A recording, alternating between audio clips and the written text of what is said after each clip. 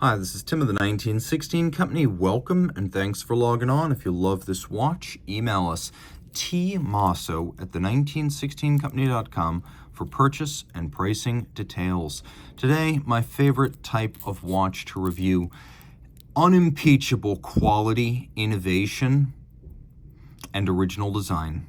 From Moritz Grossmann of Glashütte, this is the Benu Power Reserve, 41 millimeters in diameter in platinum, from one of the finest independent outfits in the business and possibly the most underrated and overlooked. Founded in 2008 by veteran watchmaker and industry executive Christine Hutter, Moritz Grossmann is named after an historic figure in German watchmaking, but other than its namesake's signature on the dial, it is very much a brand of the modern era. If you can imagine what Lange was back in the 90s, trend-setting and original, unimpeachable quality, and self-evident attention to detail, this is that. This is what Lange was over 20 years ago. Now, taking a look, the watch is 41 millimeters in diameter. It is relatively slim at 11.6, 50.7 millimeters from lug tip to lug tip, and then 20 millimeters the spacing between the lugs. So the watch is large. For a dress watch, there's no doubting that 51 millimeters lug to lug is almost sports watch size here. But it is thin enough to fit underneath the cuff, and if you've got the wrist for it, it's broad, well proportioned, and the size affects you less than the handsome proportioning, provided your wrist can accommodate it. Now you can see down the barrel, these lugs are almost out to the edge of my wrist, so I'm going to say you need a wrist of my size or larger to wear this. So let's say 16 centimeters circumference and up. It shouldn't have any trouble clearing a cuff.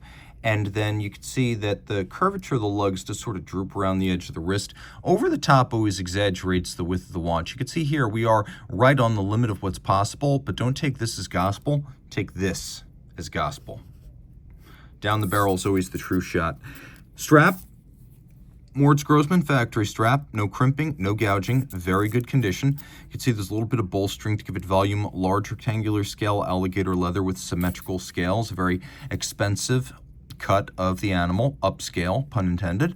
You can also see a monotone stitch and a folded edge, and that the company uses a slightly curved spring bar, allowing the lugs to be drilled very close to the case. The pivot points of the strap are actually pretty far in. That mitigates some of the fit issues on a borderline wrist. The buckle, which is Moritz Grossmann branded, is platinum like the rest of the watch. You can see there's an exceptionally sharp break between lug and case band, and that is the hallmark of a welded-on lug. That is old school. That is the way it is done when you're only making hundreds, not thousands, and certainly not tens of thousands of watches per year.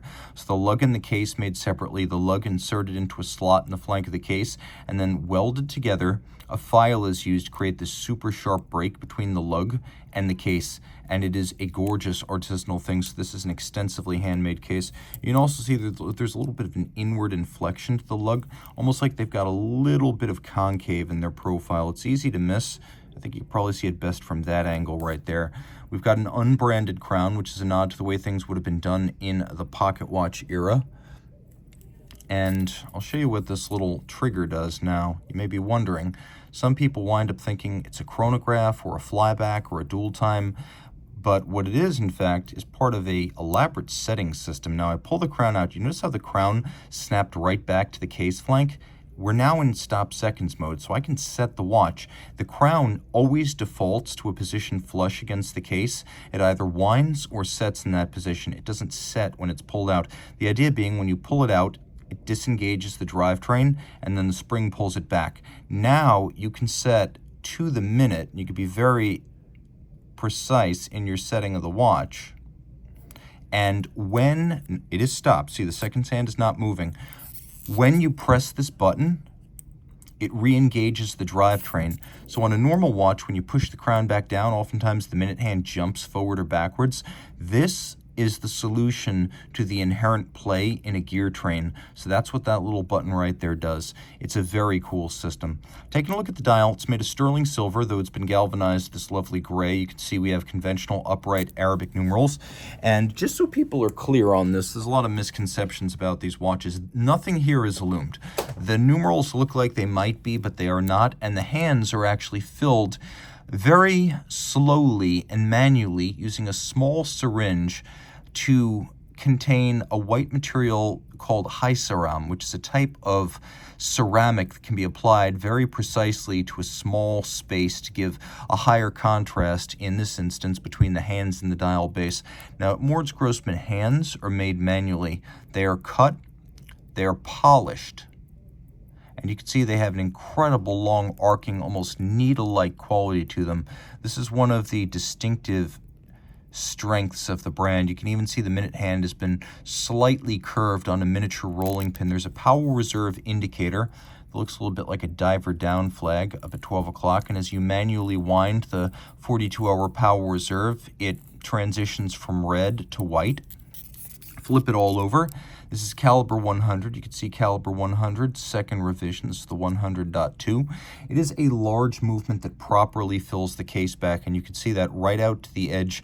This is not a movement sourced externally and dropped into a case. This is a hand-in-glove situation where it was designed for this case from the beginning. So what do we have? Well, we have manual wind, 42-hour power reserve, the unique stop seconds function. It all pivots on 26 joules. It beats away at 2.5 hertz or 18,000 vibrations per hour. Although there is a extended fine adjustment index, you can see it uses Moritz Grossmann's proprietary steel rack mechanism. So this allows for fine tuning. Most of the regulation, however, is done using the masses on the in-house crafted variable inertia balance. And then you can see that the hairspring underneath is an overcoil profile shaped by hand, so in any physical position it's going to keep better time than if it had a conventional flat hairspring. So with the screw and needle index, tiny adjustments of less than 5 seconds per 24 hours can be made. Now you can see it also features clear sapphires designed to give the movement a monotone look. And although it's very difficult to see, this is probably the best angle for it. You can see that there are actually polished pillars holding the 3/4 plate up above the base plate. And so the 3/4 bridge is held up on pillars, so it's constructed like a vintage marine chronometer movement. Very few watches use that kind of construction today. Karsten Freisdorf does it, Ferdinand Berthoud does it. It's not common, but this is what's known technically as a pillar movement, almost unheard of in wristwatches, but common in the era of marine chronometers. You'll also appreciate the fact that the watch is exquisitely finished with huge broad streifen or stripes, and we have golden chaton cups for clear pivot stones, not synthetic rubies, clear sapphire. And that is a nod to the way watches were made during the era of Moritz Grossmann, the person, not the brand. We also have freehand engraving on the escape wheel cock and the balance cock, and it's much denser, finer, and more intricate than what you'll find on a Lange. Notice all of the meshing teeth of the winding system here feature micro beveling on their profiles. Very difficult to do and time consuming. You can also see not one, not two, but triple solarization rings on the ratchet wheel. We have both fired brown violet screws. Let me try to get in focus again here. But these violet brown screws, those are fired with limited heat exposure to turn them this color. Infinite heat turns the screw blue. It's much higher skill and lower time elapsed to get this type of color. We also have polished screws though, and you can see them in abundance with mirror polished heads, and this screw on top of the ratchet wheel is probably the best example I've ever seen of chamfering around the circumference and through the slot of a screw. Now you can also see that there is an extensible pocket watch style click off to the side to prevent it from all running backwards. And you can also see something that Lange does not do, which is all of the characters on the bridges and plates having been freehand engraved. And you can see that done with a burin, no two will be exactly alike. You can also see the shading gradient of those broad stripes and how exquisitely dark they are on one side and bright on the other. Taking a quick look at the edge of the bridges, there is mirrored anglage, and you can see even on the edge of the little steel component adjacent to the balance cock. And although there's not a lot of flanks to these bridges, what is there is beautiful. All 30 meters water resistant. This is the best you can get in terms of finish. Some may equal, but none surpass. Reach out to Team Mosso at the1916company.com for purchase and pricing details. One more detail, because people do ask, this is German silver, which is not silver. It has that pale color of a vintage pocket watch movement. That's because the alloy is made of nickel, copper, and zinc, with the copper giving it that golden hue. Okay, now I'm done. Reach out to Team Mosso at the1916company.com for pricing